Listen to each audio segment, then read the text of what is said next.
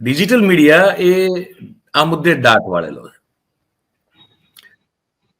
તમે ગમે ત્યારે કોઈ પણના ફેન થઈ જાઓ છો, તમે ગમે ત્યારે ગમે એના પ્રશંસક થઈ જાઓ છો. મને સમજ પડતી કે કોઈ વ્યક્તિના પ્રશંસક શું કામ થવું જોઈએ. કોઈ મારું થાય તો હું બહુ પ્રેમથી હાથ જોડીને કહું છું, ભાઈ તમે મહેરબાની કરીને આ બધું ન બોલો, કારણ કે આ મૂળભૂત જે લોકતાંત્રિક ભાવના છે એના વિરુદ્ધની વાત છે. તમે કોઈના વિચારોના પ્રશંસક હોઈ શકો.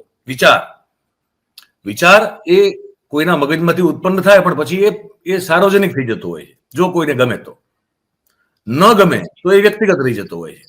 વિચાર સારા કે ખરાબ હોઈ શકે, વિચારની પ્રશંસા પણ થઈ શકે અને વિચારની ટીકા પણ થઈ શકે. વ્યક્તિને કેન્દ્રમાં રાખીને આપણે જ્યારે જોવાનું શરૂ કરીએ ત્યારે આપણે સાબિતી આપીએ છીએ પ્રજા તરીકે, જનતા તરીકે, કે આપણે પોતે હજી સામંતવાદી માનસિકતામાંથી બહાર નીકળવા માટે તૈયાર નથી. આપણે એક ધણ છીએ, કાં તો ઘેટા બકરાનું સમજો ને એનું સમજો તમે, કાં ગાય ભેંસનું સમજવું એનું સમજો તમે.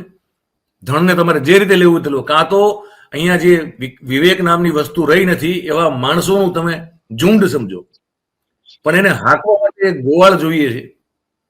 તમારી લડાઈ તમારે લડવી નથી, અને કોક એના વિશે બે શબ્દ હારા બોલે તમને એનામાં ભગવાન દેખાવાનું ચાલુ થઈ જાય છે.